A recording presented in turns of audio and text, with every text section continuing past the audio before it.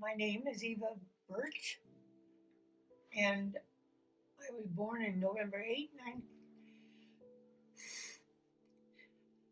1933 in Austin, Texas. And my parents were, my mother was a devout Methodist. My father had been a Catholic all his life, but my mother, through time, was able to bring him into Christianity. And as a result of that conversion, my father was alienated from his family, and very little contact was between our family and his family. And but my mother had been a very strong believer in the scriptures. She studied them daily. It was very much part of her life. She lived them, she taught them, and she practiced it. And it was then, through my growing years, that she laid a very foundation of basic principles of truth. And that was that we kept the Sabbath, we fasted, perhaps not in the same way that the church teaches us now, but we did fast. And tithing was certainly a big principle in our family. It was taught from where we were very young, and we practiced it. We may not have understood it, but we did it because we had been taught. We frequently and almost on a weekly basis gathered around the table on Saturdays prior to Sundays to study the scriptures and to prepare ourselves for the lesson that would be taught in church that Sunday. So basically, my mother was the foundation of the basic principles that she taught me. It was not until I went to nursing school that I began to realize that I didn't really understand anything. But I knew that what my mother had taught me seemed to resonate true in my heart. But I went to church and it was quite different. Uh,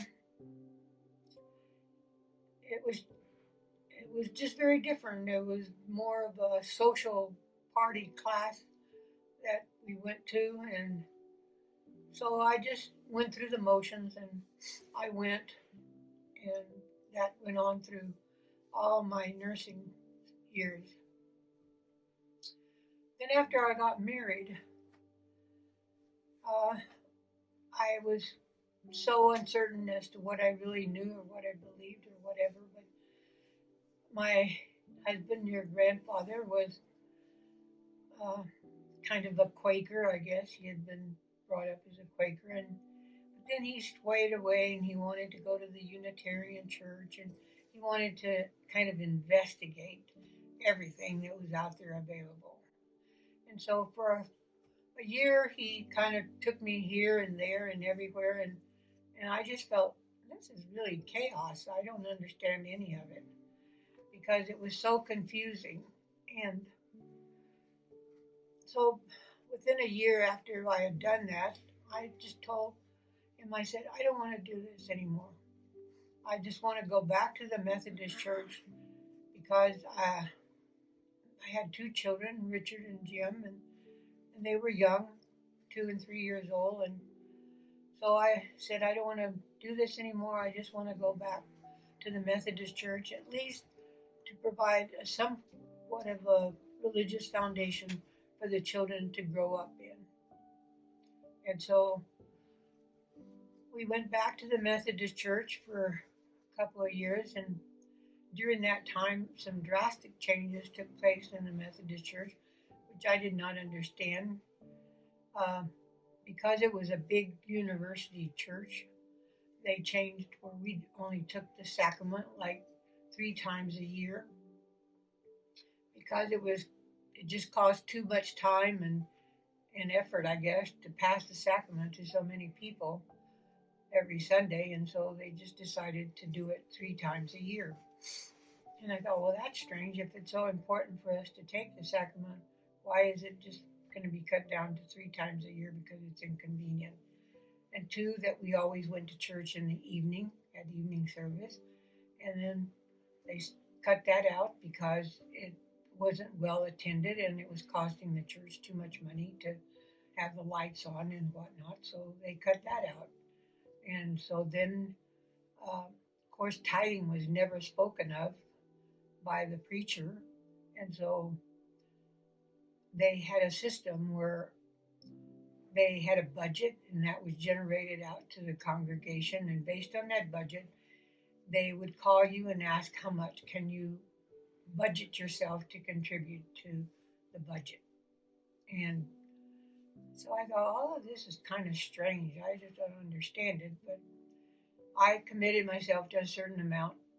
And then every month they would call me and say, okay, you haven't paid, and are you going to be able to pay? And I thought, this doesn't sound right.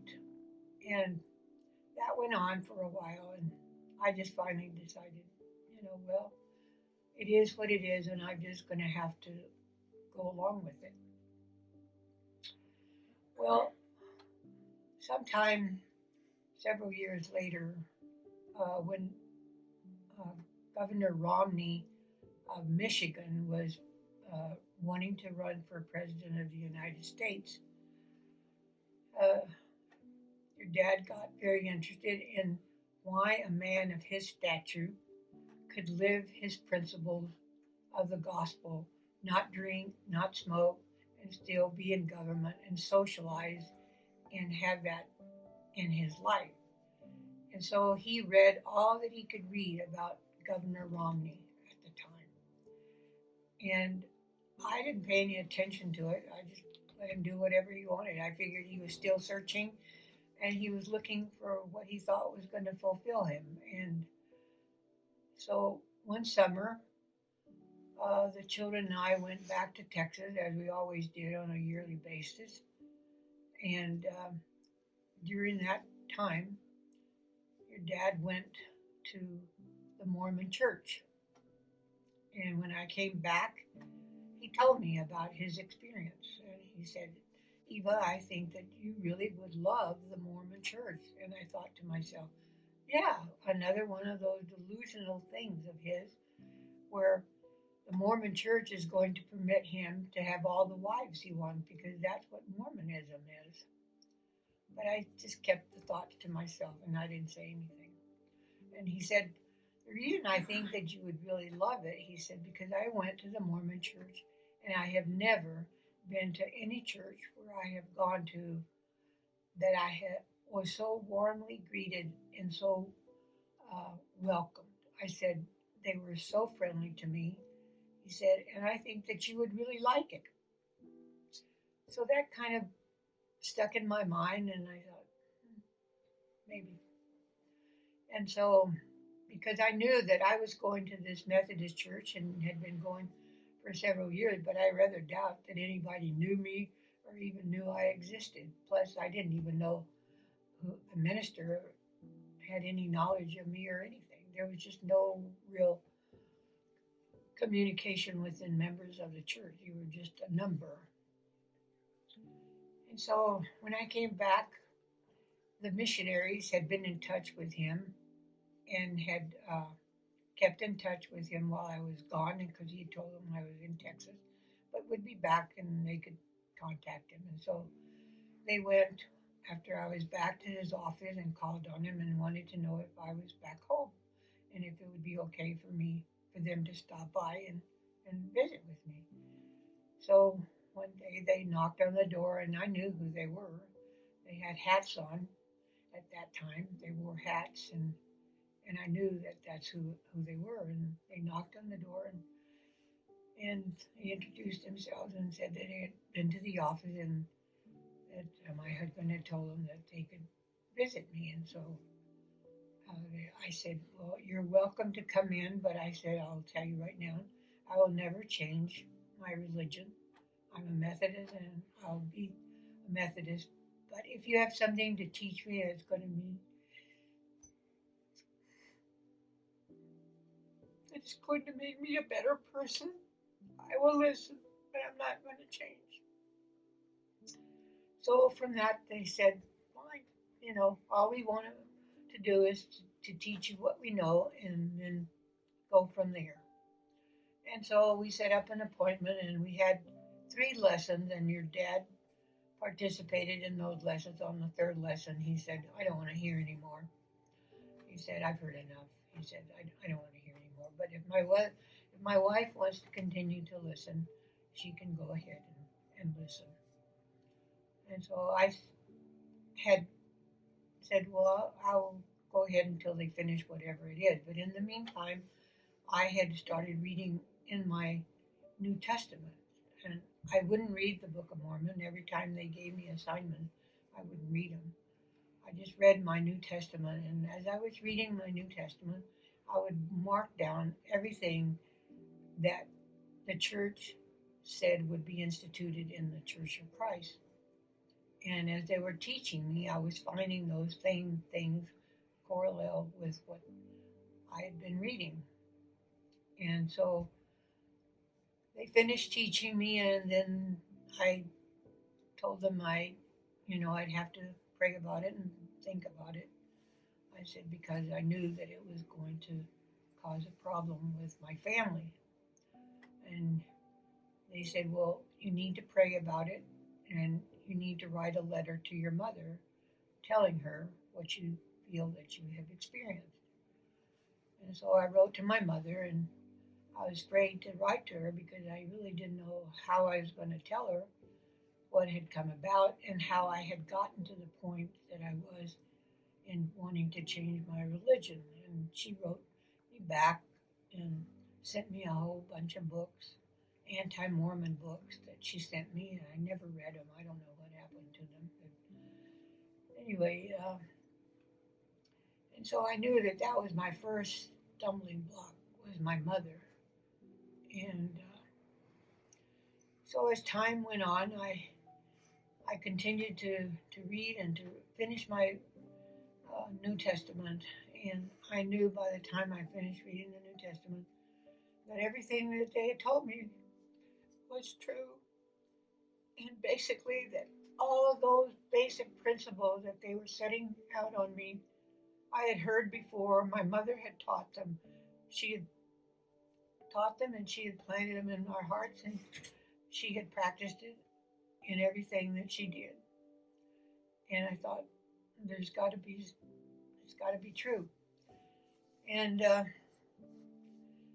was a long time before I finally decided that I would have to pray directly and ask for a definite confirmation that it was true. And I didn't get it at the time that I prayed, but one day I was in Milwaukee on Leak Avenue. I was in the kitchen and was washing the dishes, and it was around noon time. And I don't know, something came over me, and I felt like I had been lifted up from where I was standing in the kitchen, and I wanted to shout. I had been taken up on this high mountain, and I was up on this high mountain, and I wanted to yell, "He lives! He lives!" And then I heard this voice that was so clear that said, "Just as you have learned, everyone else must know for themselves." And after that was said, I just felt my body come back down to the floor.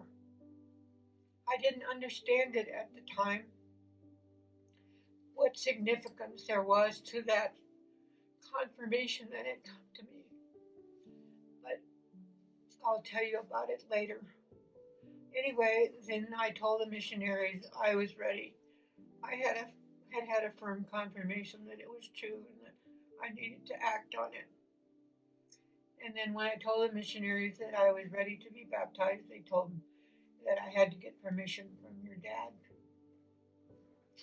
And when I went to your dad, and he said, no, I won't let you, not over my dead body, will I let you to join that cult church. And he said, and you can just forget that the children will ever be a part of it because I will never permit it. And so I dealt with the missionaries and I said, why is it that now that I have had this revelation that it's true, I can't have it? I said, and they said, well, because now we recognize the husband as being head of the house and uh, he has authority over you. And he said, but the day will come when you will be able to be baptized, but for now you cannot. So that was as far as I could go. And for 3 years, I just had to go to church, take the children all by myself, and continue to go to church. And the bishop was aware of the situation, and the members of the church were very, very supportive and loving during that time. And the children took part in primary and all the activities. And I attended Relief Society, and we attended church twice a day, twice on Sunday. And then as time went on, your dad became very, I don't know, disenchanted or whatever. And he found an excuse that when we would go to church in the evening, he would go out and corral.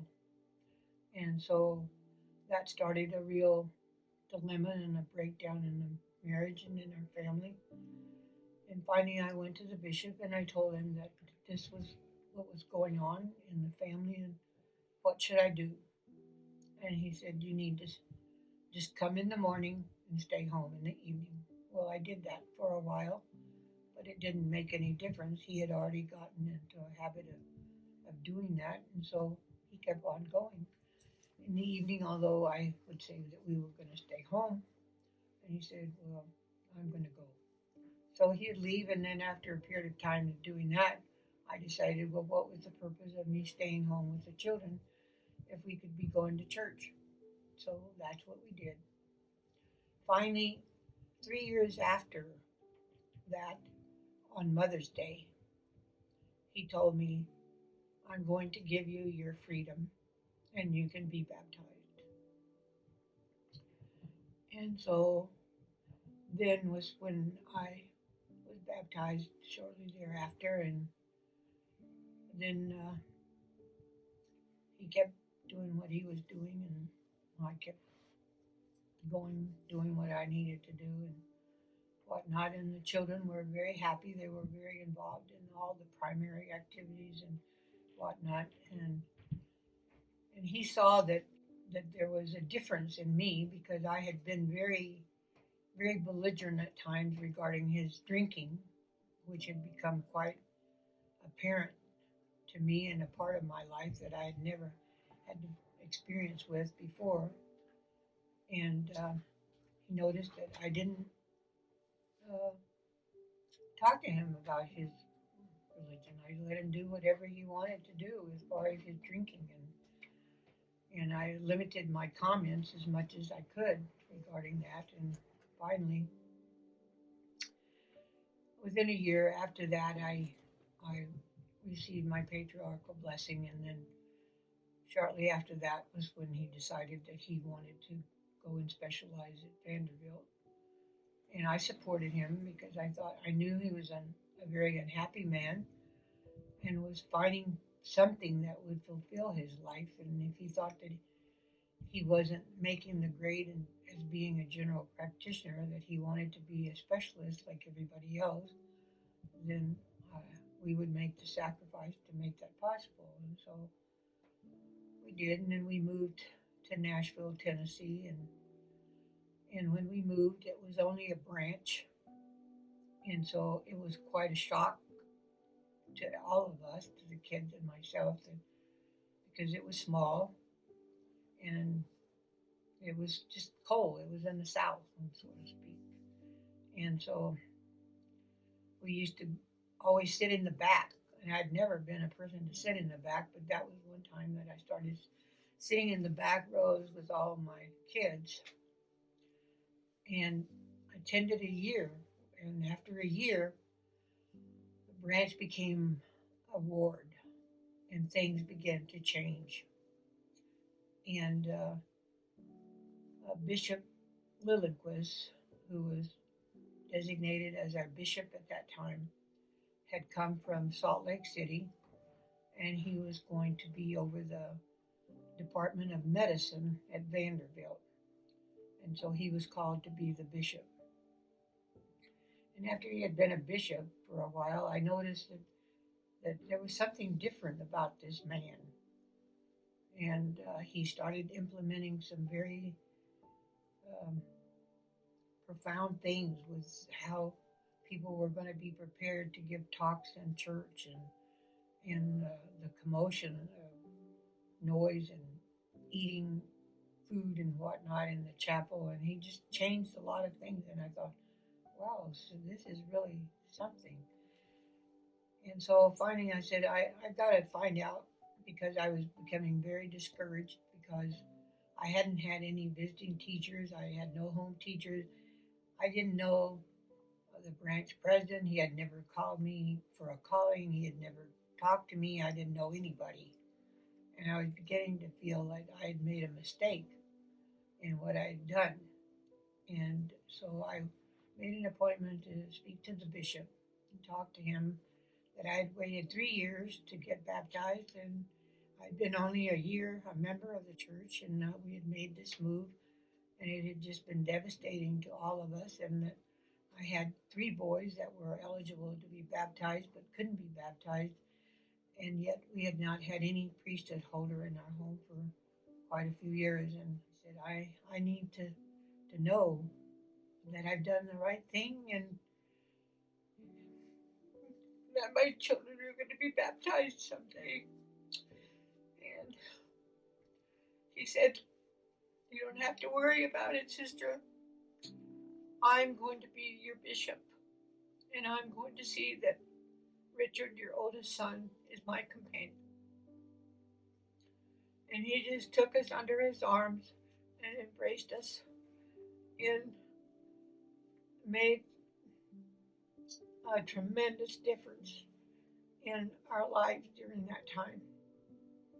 Richard was really attached to him, and looked forward to their interaction as him teaching him as his bishop. And that's when Richard really became very strong in the gospel, and knew what his goals were, and knew what he wanted to do. And with time, he was able to talk to all 3 of the boys and tell them what they needed to do to prepare themselves to go to their father and ask on their own whether they could be baptized. And it was probably a couple of years before that actually happened, and the 3 boys confronted their dad and told him that they wanted to be baptized, and he gave permission at that time for the 3 boys to be baptized. And so Bishop Lilliquist was a big part of our life at that time, and he was the instrument that really made the change in all of us, I think. And then things sort of went downhill gradually as we moved to Fort Worth, and then we moved to Houston. When we moved to Houston, that's when things really came to a squeaking halt. And I had already been working for quite a few years, and I had to continue to work, and it was because of my work in the company that I was associated with in Nashville and in Fort Worth that I was able to make the transfer from the same company to Houston, Texas, in the medical center, and that's what we were able to obtain our home.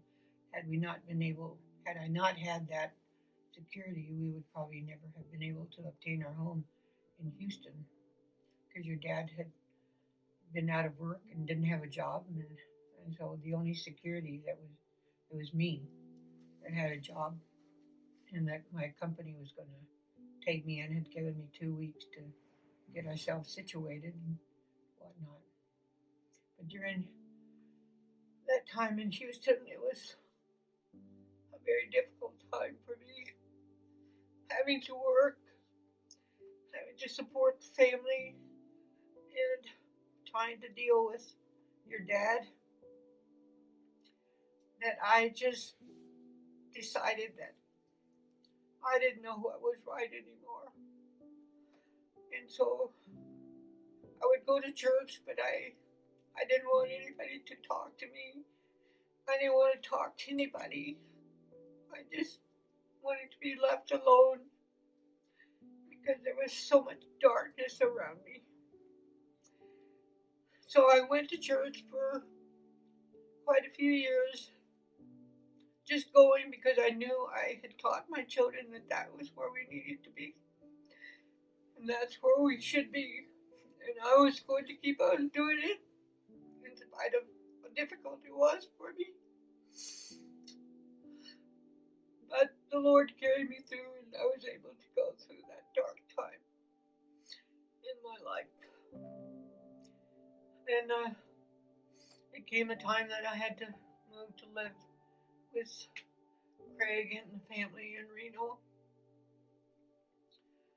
And another adjustment had to take place in my life, and Heather was with me, and I felt that Heather, when we were in Houston, had been the rock that had really held me together, because I felt this was a child of God that needed me, and I needed her more than anything to feel that my need in my life. And so she came and lived with us, and I finally went on my mission when I was 63. I went to my mission and was called to Ecuador. And I was ecstatic to be able to go to a Spanish-speaking country, because I felt that that's where I needed to be, among my own people. And it was on one occasion when we were teaching in a small little branch in Ecuador, that a senior missionary, we were talking about how the Lord speaks to us, and how he frequently took all of his apostles up on a mountain when he wanted to tell them what he needed to address to them, to tell them what he needed to do and whatnot. And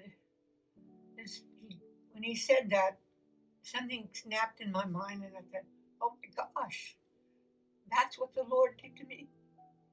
He took me on a mountain and gave me my testimony. And I realized for the first time that the Lord had been mindful of everything that my life was going to have to be subjected to, but had given me that anchor and that rock that would sustain me through all of my trials, through all of my dark times, and would bring me back to that foundation upon which the gospel has been built on. And I know without a shadow of a doubt that it is true. It is the work of God. He has spoken again. And we are blessed to be here upon this earth at this time, to know that the gospel is true and has been revealed to us through his servants. And we must follow their admonition so that we can someday return to our Father in heaven. And this is my prayer in the name of Jesus Christ, our Lord and Savior. Amen.